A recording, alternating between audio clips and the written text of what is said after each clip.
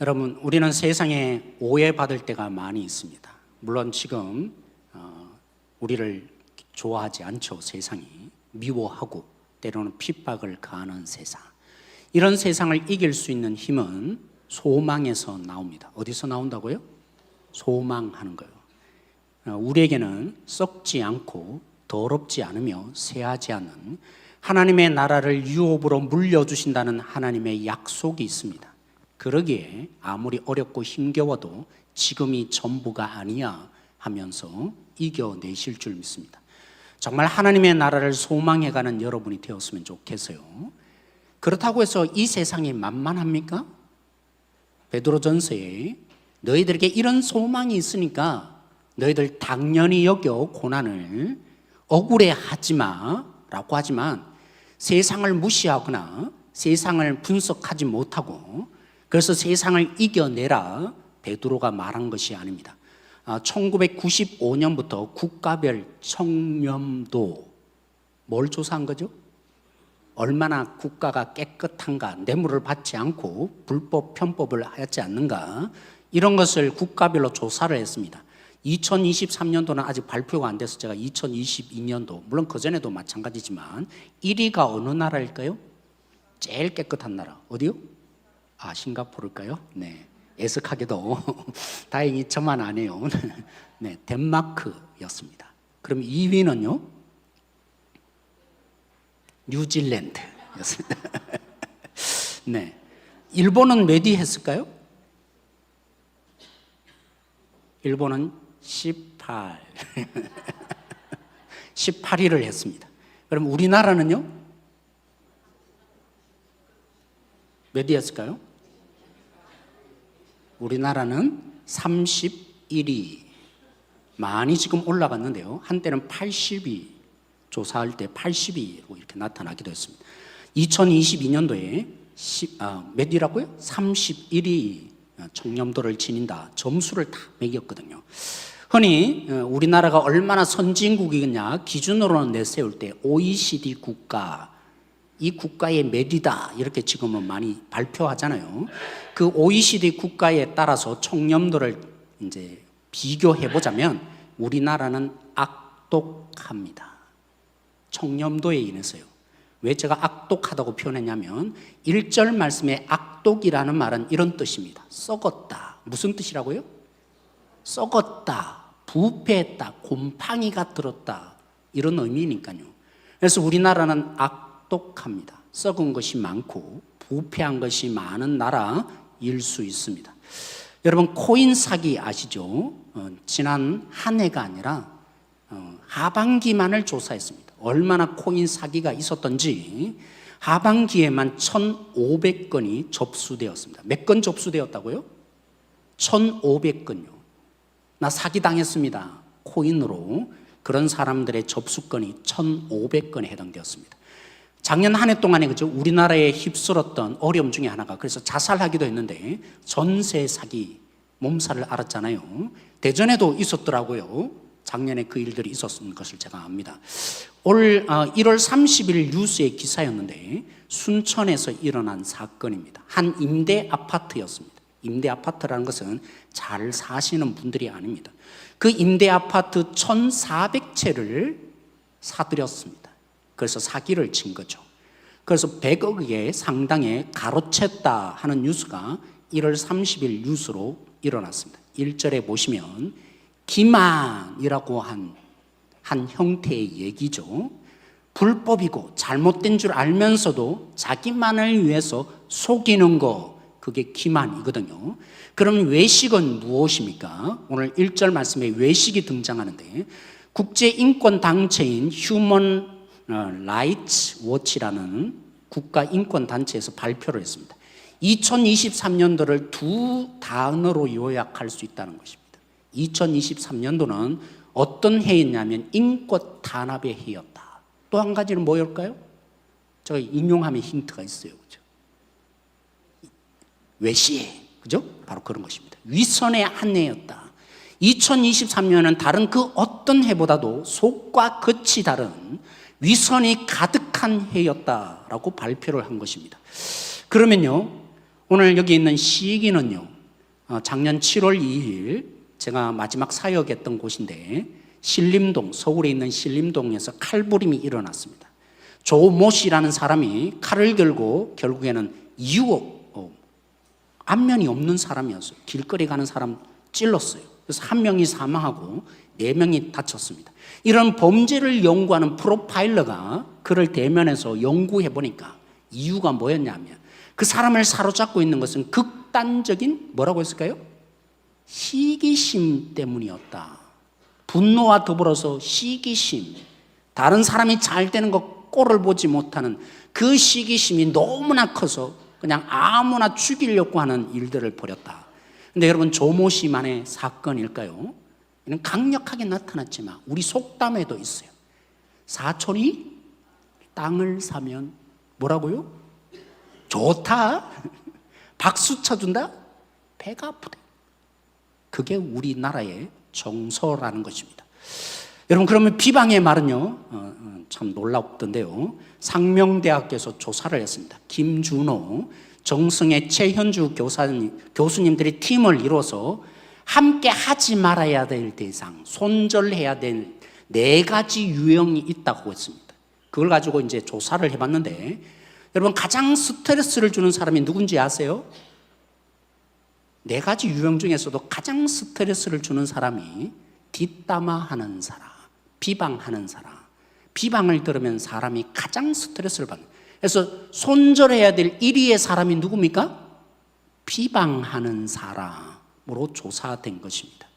그런데요, 비방 안 하고 살 수 있습니까? 참 놀랍게도 프란치스, 그죠? 교황이 얘기를 해줬어요. 이 비방이 얼마나 손절하기 어려운지. 손절해야 될 사람의 1위가 비방하는 건데, 뒷담화하는 건데, 이렇게 표현했어요. 뒷담화하려는 그 욕구를 부리지 않는 사람은 성인이다. 발음이 잘해야 되는데, 어른이란 말이 아니고요. 뭐라는 거예요? 우와, 보통 사람이 아니라는 것입니다. 뒷담화만 안 해도 누구라는 거예요? 뛰어난 도덕적인 사람, 성인군자다라고 한 것입니다. 그만큼 어렵다는 거죠. 사랑하는 성도들, 오늘 본문을 제가 일부러 그래서 인용한 것입니다. 여러분, 오늘 본문의 1절은 이렇게 시작합니다. 그러므로 라고 합니다. 2주 전의 말씀 기억납니까? 사람이 거듭나는 것은 무엇으로 가능합니까? 교회는 누구든지 올 수 있어야 되는데, 교회의 가장 큰 기능 중에 하나는 하나님의 사람으로, 믿는 사람으로, 하나님의 생명이 있는 사람으로 거듭나게 하는 사역이어야 합니다. 뭘로 거듭나게 하죠? 말씀이었습니다. 그러므로 합니다. 말씀으로 거듭난 너희들아, 거듭나기 전에 너희가 세상의 모습 그대로를 살지 말라, 버려라 라고 합니다. 그래서 악독하며 기만하며 외식하며 시기하며 비방하는 말을 하는 것을 버려라, 이 말을 다시 거꾸로 바꾸면요, 세상이 이렇다는 것입니다. 기본적인 정서가 어떤 세상입니까? 남을 기만합니다. 악독합니다. 외식합니다. 시기하며 비방하는 말을 끊임없이 쏟아놓는 것이 거듭나지 못한 사람들이며 세상이 그렇다라는 겁니다. 이걸 제가 한마디로 표현하면, 로마서에 따라서 묵상한 대로 표현한다면, 이 세상은 약육강식의 동물의 왕국입니다. 이사야에 나온 것처럼 독사굴에 손을 넣어도 이 말이 괜히 있는 것이 아닙니다. 하나님이 회복할 그때가 되면, 그렇다고 이사야가 얘기하는데, 세상은 어떤 세상입니까? 동물의 왕국입니다. 강한 자만 살아남고 경쟁에서 이겨야만 하고 힘 있는 자가 대접받고 힘 없으면 죽는 세상입니다. 얼마나 사자들이 득실득실한지, 이리떼들이 이토록 많은지, 뱀처럼 얼마나 우리를 교묘하게 유혹하는지, 맹수들로 가득한 세상입니다. 그걸 염두에 두고 그런 세상에 살아가는 너희들아, 이제 너희들에게 다시 말하는데 라고 합니다. 사실 예수님이 이미 말씀하셨죠. 마태복음 10장 16절에 보라, 내가 너희를 세상에 보내는데, 어떤 세상이라고요?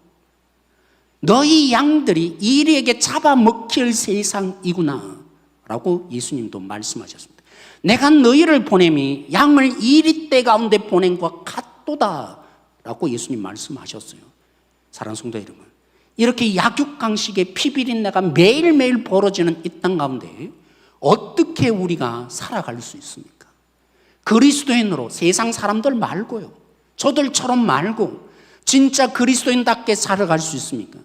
베드로 전서를 오늘 지금 이 시대가 필요하다고, 그래서 제가 2년 후에 아마 설교할 것이라고 예언을 드렸는데, 베드로 전서는요, 나그네 있지만 이 땅에 하나님 나라의 시민권자로 이 땅에 뿌리박고 살 자가 아니지만 이 땅을 떠나서 살라고 합니까? 아니요. 너희들을 모욕 주고 너희를 짓밟는 이 땅 부둥켜 안고, 그래서 하나님을 보여주는 제사장이 되는 것이 이것이니라, 너희의 사명은 이것이니라, 구원의 목적은 여기 있느니라 라는 것이 베드로 전서의 가장 큰 메시지입니다. 그런 의미에서 우리가 이 땅 가운데 사명, 하나님의 자녀로 날 미워한다고 똑같이 미워하지 않고, 2주 전에 말씀드린 건데, 2주 전이죠, 오른쪽 뺨을 때리면 왼쪽 뺨도 돌려야 되는 그 일을 우리가 어떻게 할 수 있는 것입니까? 오늘 그런 의미에서 굉장히 중요한 말씀, 그러므로 했던 오늘 베드로가 설명해 주고 있습니다. 그래서 2절 말씀 우리 같이 읽기를 원합니다. 2절 말씀 같이 읽겠습니다. 시작. 갓난 아비들같이 순전하고 신령한 젖을 사모하라. 이는 그로 말미암아 너희로 구원에 이르도록 자라게 하려 함이라. 아멘. 약육강식의 동물의 왕국이 된 이 세상, 악독이 가득하고 시기하며 기만하며 외식이 가득하고 비방이 끊임없이 일어나는 이 땅에, 그러면 2절을 기대할 수 있습니다. 여기에 대조되는 아름다운 덕목, 거짓말하지 마, 이럴 수도 있겠죠. 선한 말을 해야 돼. 그런데 놀랍게도요, 한 가지만을 얘기합니다.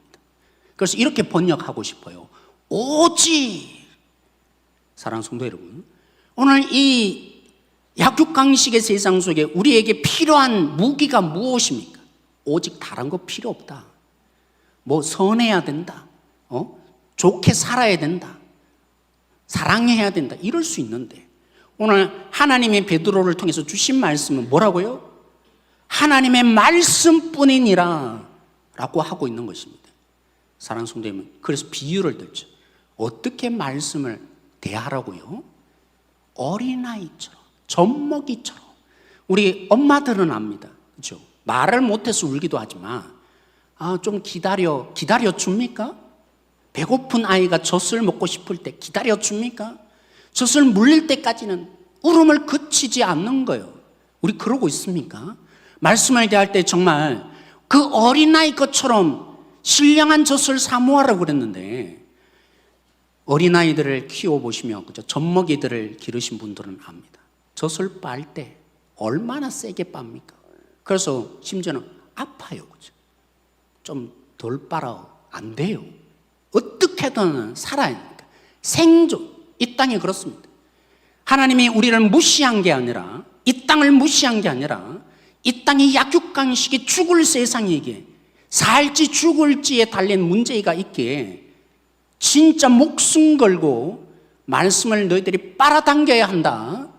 그 말이 신령한 젖을 어린아이처럼 사모하라는 뜻 아니겠습니까? 여러분, 앞부분에 분명히 말했어요. 교회는 말씀이 중심이 돼야 합니다. 교회를 교회답게 만드는, 교회를 부흥시키는 다른 방법이 없다 그랬습니다. 왜요? 교회는 세상 단체와는 달리 유일하게 할 수 있는 비결, 거듭남이 중요하니까요. 생명으로 다시 태어나야 되는데 뭘로 태어납니까? 말씀밖에 없습니다. 그래서 교회다워지며 교회의 행사는 늘 말씀과 관련 있어야 합니다. 전 여기에 목숨을 여전히 걸 겁니다. 다른 거, 그죠? 다른 거 해보자, 해봐도 안 됩니다. 그래서 교회다워질 교회 아닙니다. 그런 다음에 오늘 말해요.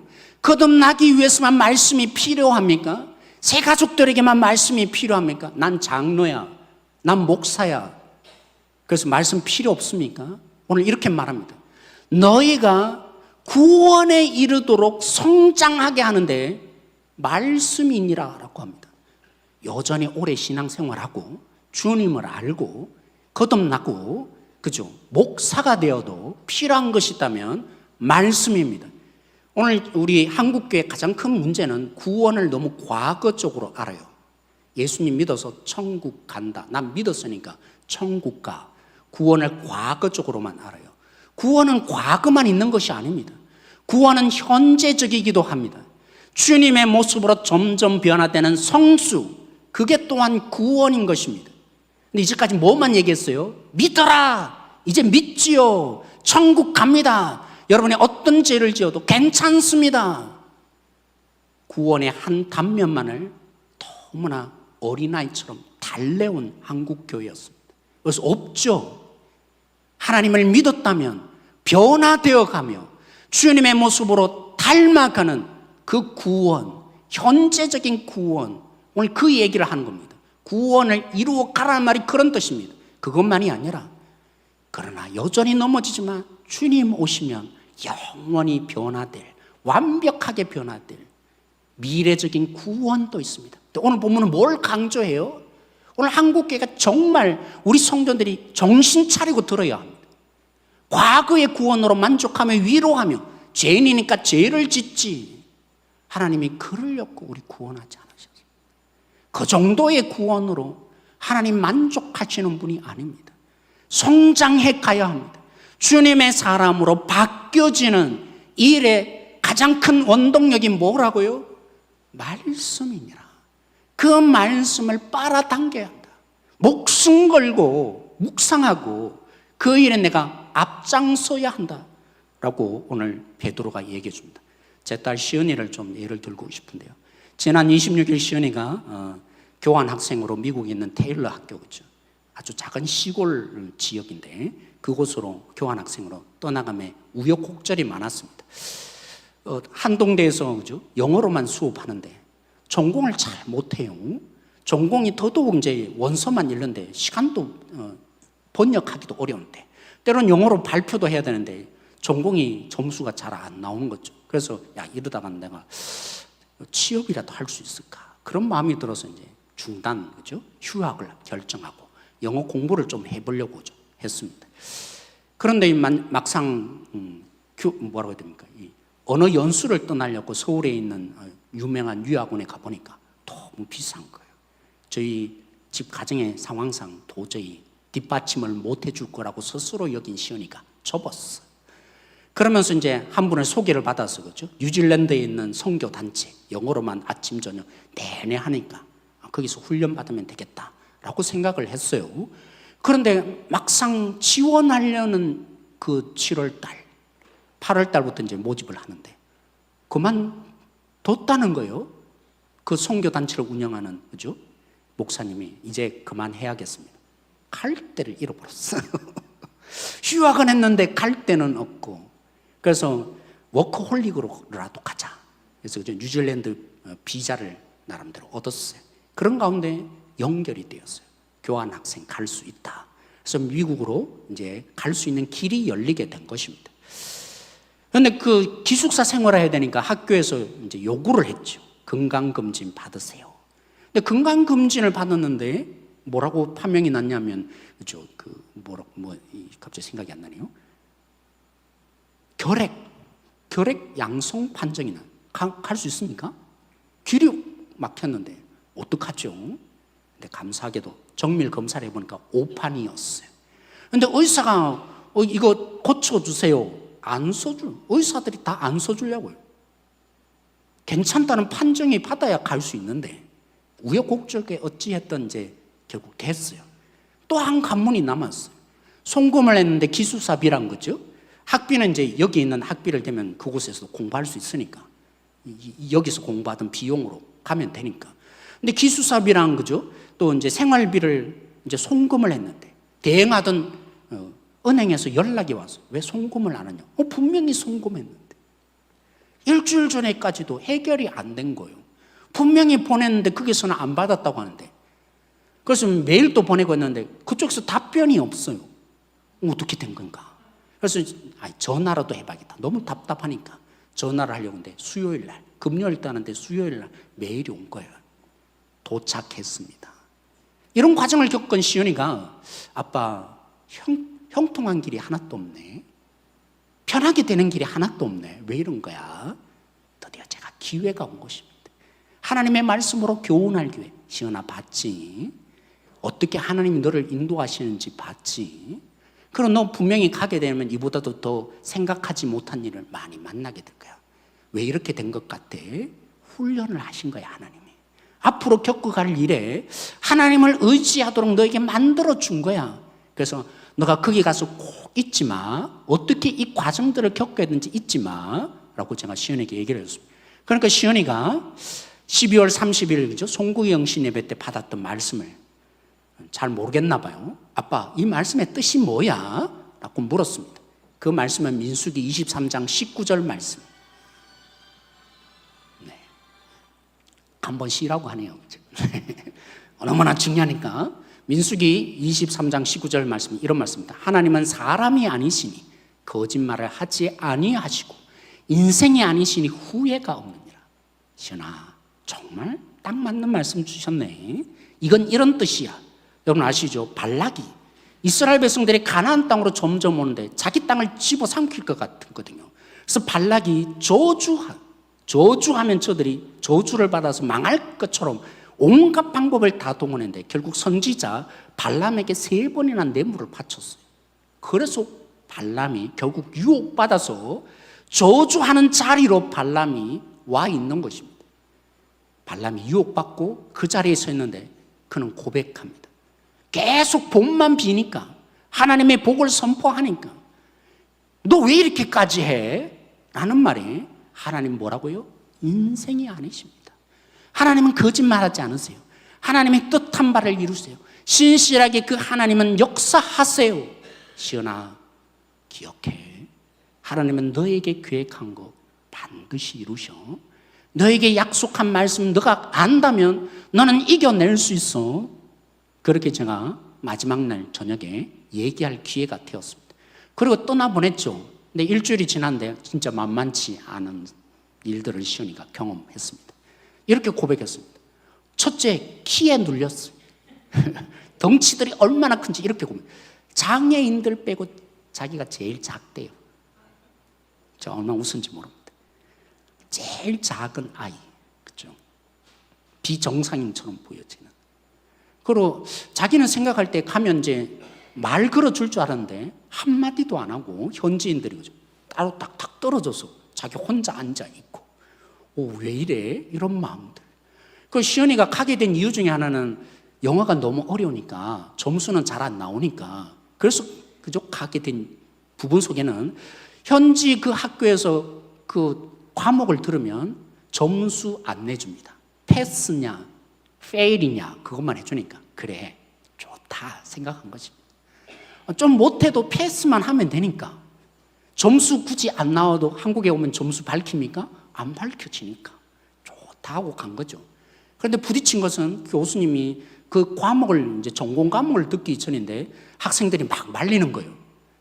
너 그 페일할 거야. 너무 힘들어. 다른 학생들도 다 안 가는 거야. 그러니까 충고하는데 듣지 마. 근데 전공 과목을 들어야 되잖아요. 아니나 다를까 선생님이 매주마다 퀴즈 시험 봅니다. 그리고 그죠?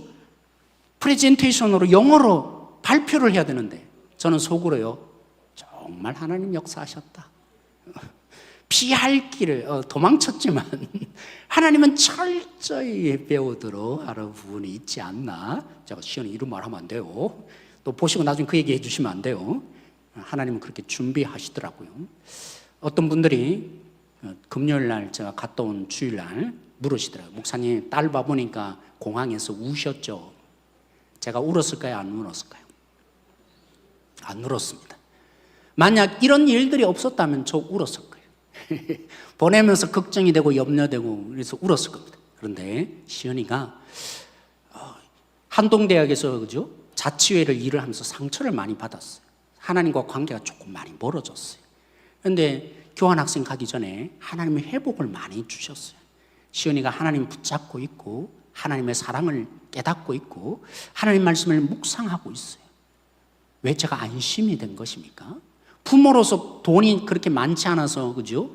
이렇게 원조는 많이 못 해주지만 하나님을 붙들고 가기에, 그 하나님의 말씀이 중심이 되었기에, 그러니까 제가 기쁨으로 기대함으로 보낼 수 있는 거죠.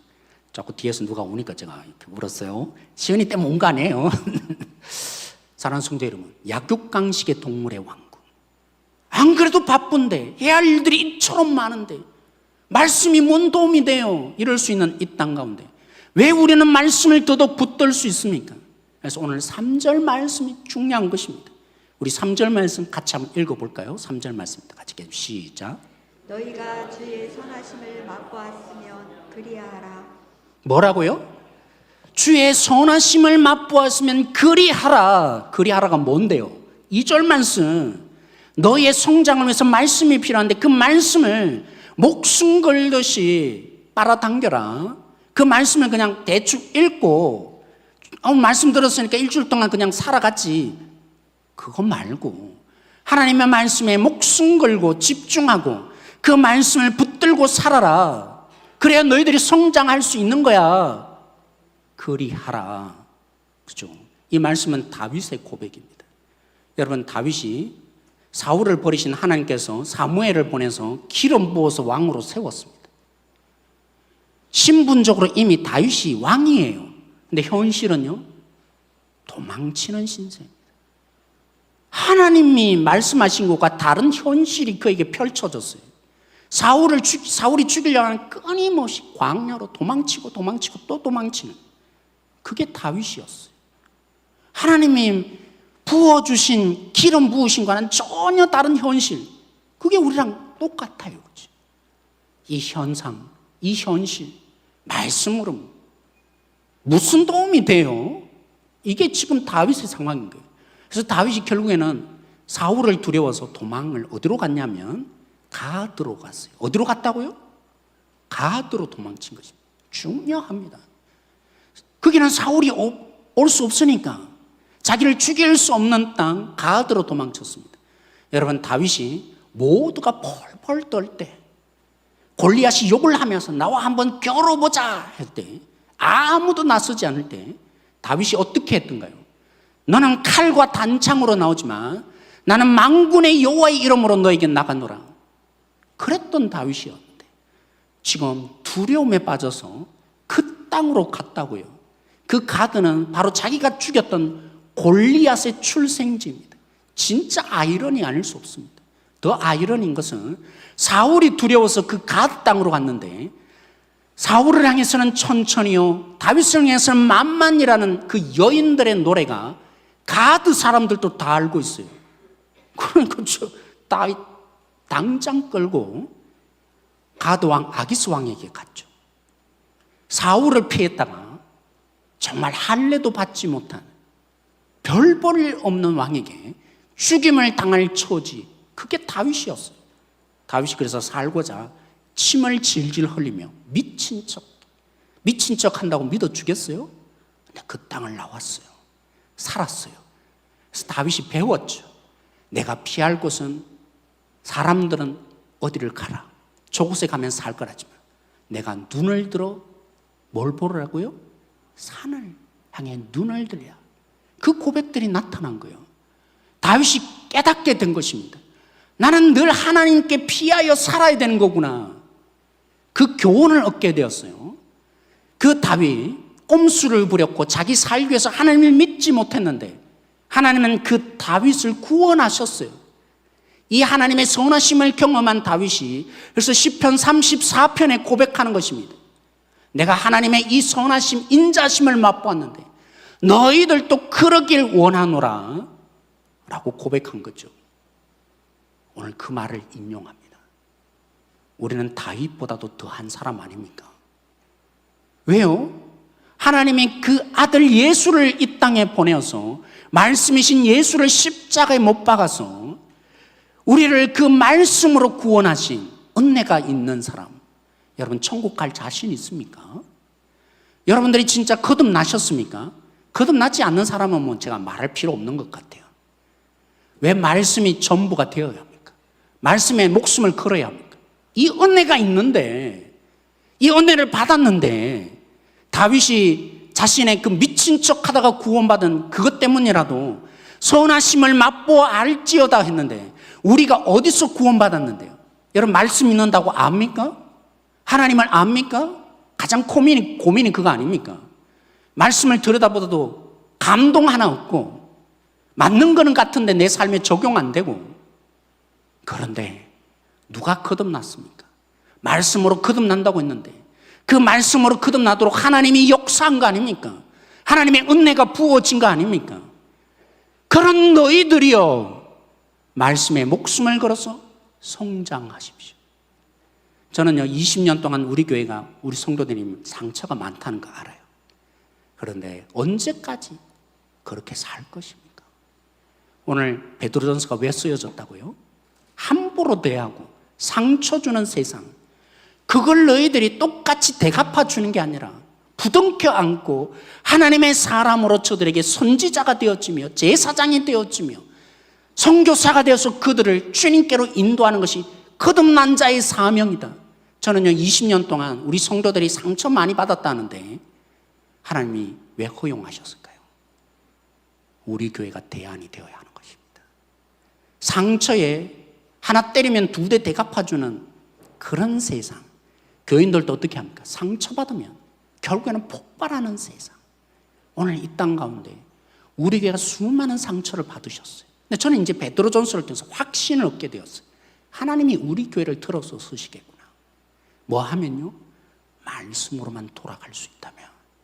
그래서 어린아이로 상처받았다고 또 울고 포기하고 떠나버리고 이런 자들이 아니라 하나님의 말씀을 진짜 붙들어서 그 말씀으로 성장할 때 내 사명을 놓지 않고 그래서 선교사가 진짜 될 때 우리 교회는 대전 지역의 소망이 될 것입니다.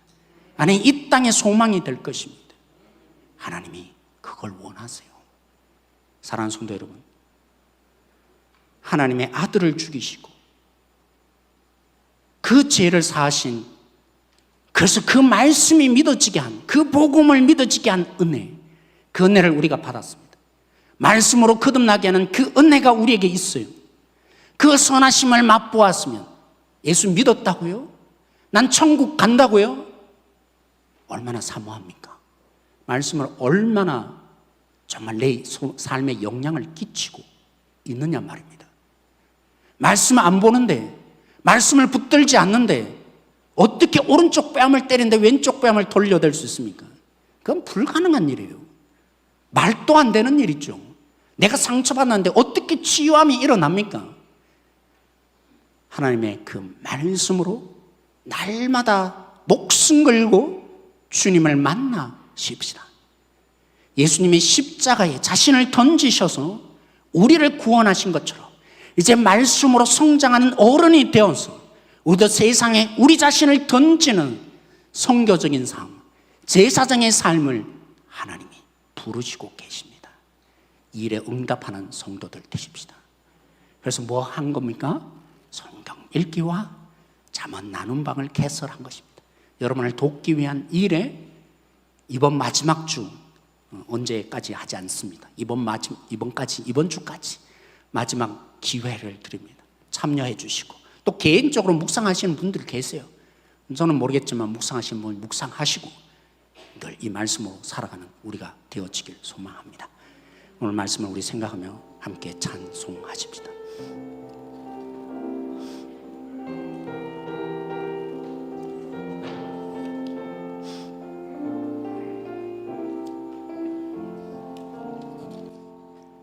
달고 묘한 그 말씀, 생명의 말씀을,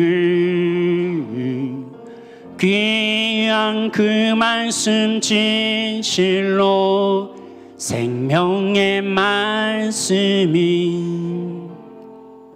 나의 길과 믿을 밝히 보여주니 아름답고 귀한 말씀 생명샘이로다. 아름답고 귀한 말씀 생명샘이로다. 귀한 하나님의 말씀을 내 노래 되도나 모든 사람을 살리는 생명의 말씀을 값도 없이 받아 생명길을 가니 아름답고 귀한 말씀 생명샘이로다. 아름답고 귀한 말씀 생명샘이로다. 널리 울려 퍼지는 생명의 말씀을 마음의 용서와 평안을 골고루 주나니 다만 예수 말씀 듣고 복을 받네. 아름답고 귀한 말씀 생명샘이로다. 아름답고 귀한 말씀 생명샘이 널리 울리고 3절 다시 한번 찬양합니다. 널리 울리어 퍼지는 생명의 말씀을 마음의 용서와 평안을 골고루 주나니 다만 예수 말씀 듣고 복을 받네. 아름답고 귀한 말씀 생명샘이로다. 아름답고 귀한 말씀 생명샘이로다. 이 시간 우리 함께 기도하십시다. 믿어지길 원합니다. 내가 성장하기를 주님이 그토록 원하시는데 어린아이일 수 없다고 주님 말씀하시며 내가 변할 수 있는 유일한 비결 이 말씀인데 사모하게 해주십시오. 정말 목숨 걸고 말씀을 묵상하긴 그런 자 되게 하여 달라고. 그래서 내가 이 땅의 대안이 되게 하여 주십시오. 선교사로 살게 해주십시오. 저들을 부둥켜 안으며 주님을 보여주는 이 사명을 일주일 동안 감당하는 주님 사람 되게 하여 달라고. 우리 함께 이 시간 같이 기도하겠습니다.